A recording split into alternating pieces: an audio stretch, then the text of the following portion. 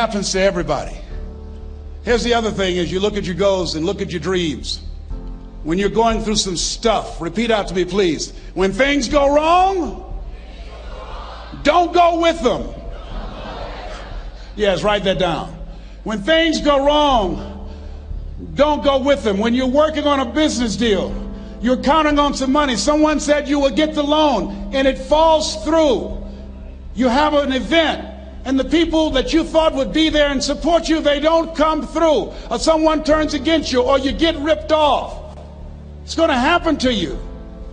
Happened to me. Someone stole all my products. My database, over 180,000 names and addresses. It's not personal. It's going to happen to everybody. It does.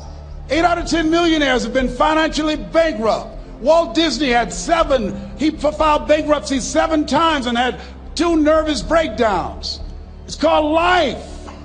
But I got a saying: when life knocks you down, try and land on your back, because if you can look up, you can get up. You've got the power in you to do that. You've got something special. You've got comeback power. Here's the other thing. Let us say together, it's possible. It's necessary. It's me. Yes, write that down. It's me. Take ownership for your life. Nobody can live your dream for you but you. Nobody's going to take care of your business like you. Stop coming up with excuses. Don't give yourself permission to continue to live a small life. You can't fit a big dream into a small life. Give yourself permission to go for it, to test yourself, to challenge yourself, to live full. I like the saying, always strive to get on top in life, because it's the bottom that's overcrowded. The reason you're here is because there's something in you that says, I can do more. This just can't be it. There's something in you. There's a calling on your life. There's something in your heart that caused you to get dressed and spend the money to go to seminar after seminar and listen to message after message and speaker after speaker.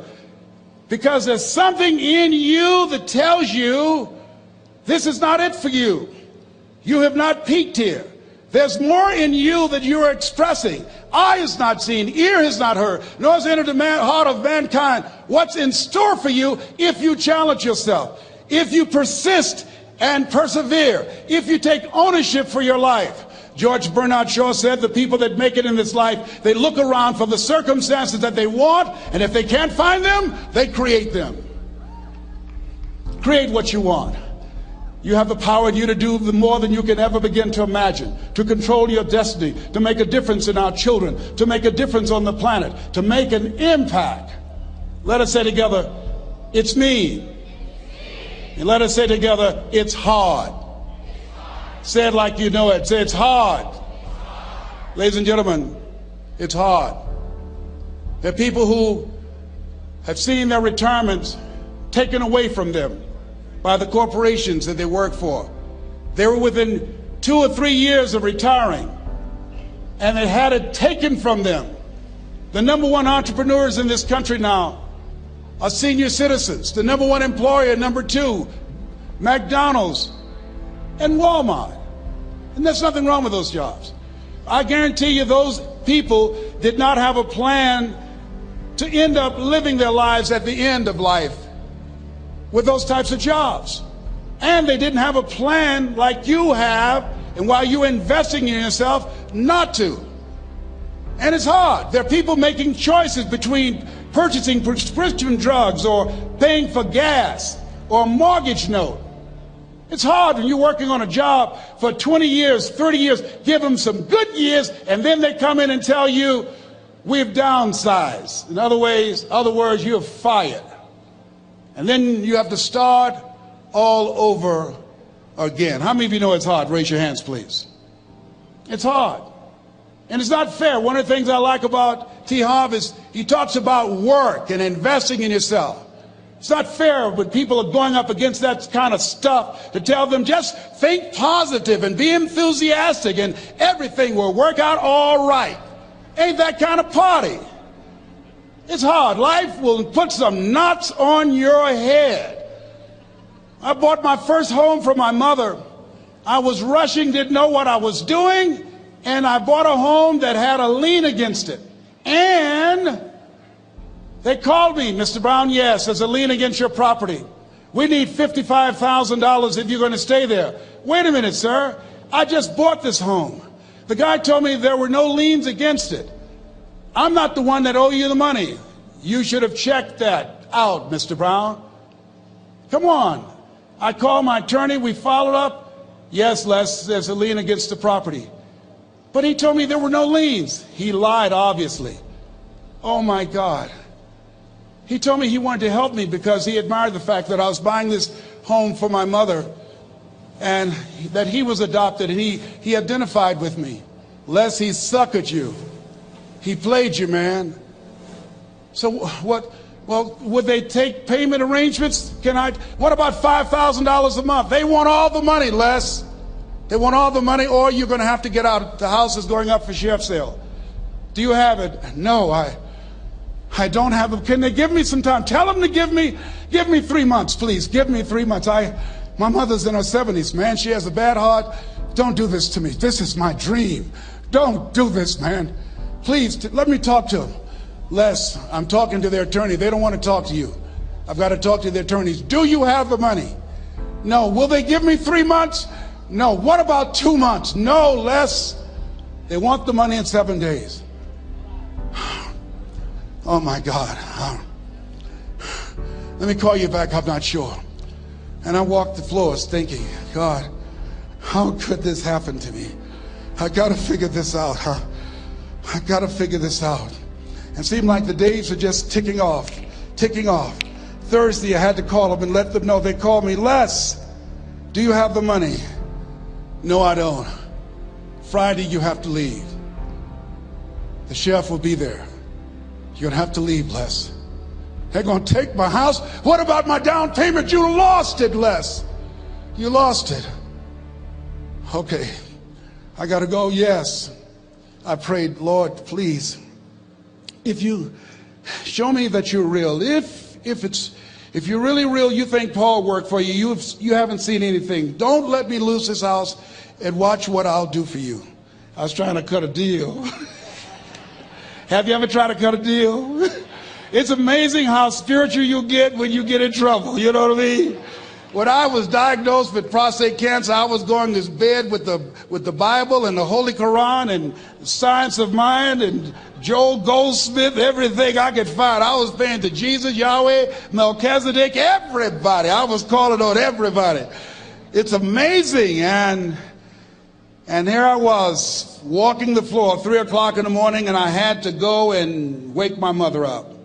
I got on my knees and I said, Mama, I said, I need you to wake up. She said, what's wrong, Leslie? I can hear you walking back and forth. I'm not asleep, son. I said, there's something I need to tell you. She said, your eyes are red. Why are your eyes red? Because I feel so stupid now. Why? We got to move tomorrow. Why, Leslie? There's a lien against the property and they want $55,000 and I don't have it. And we're going to be set out tomorrow. We have to go back to Liberty City. So she said, it's okay. I don't like this house anyhow. I said, why? She said, because of my arthritic knees, it hurts my knees when I go up the steps. I said, and why didn't you tell me? Because you were so happy. I just said it because you were happy. I'll live in a shack with you, boy. I love you. It's not the house. I love you. I love all my children. I said, thank you, Mama. Thank you. And the next day when we were in the truck going back to Liberty City and we pulled down 68th Terrace, the neighbors came out and said, wow, Mamie, y'all coming back? Are you back? Yes. What happened to the home your boy bought for you? Those boys you adopted. Leslie didn't do a title search. He made a mistake. And boy, I was so humiliated. How many ever made a mistake that you were just humiliated? Raise your hands. I was devastated. I was taking the furniture off the truck and my mother came and I was crying And she said, boy, I said, yes, ma'am. She said, hold your head up. I said, Mama, I can't. She said, hold your head up. I said, why? Look what I've done. She said, it's okay. It's okay. You are going to make a lot of mistakes in life, young man. You're going to fail your way to success. You have nothing to be ashamed of. Keep your head up and take that furniture back in the house. I said, yes, ma'am. And I learned something from that. If you ever go through something, hold your head up. If you ever make a mistake, hold your head up. If you ever do something and everything goes wrong, life catch you on the blind side, hold your head up. It's not over. Goethe said, that which does not kill you will make you stronger. Hold your head up. Shake someone's hand on your right and left and say, hold your head up.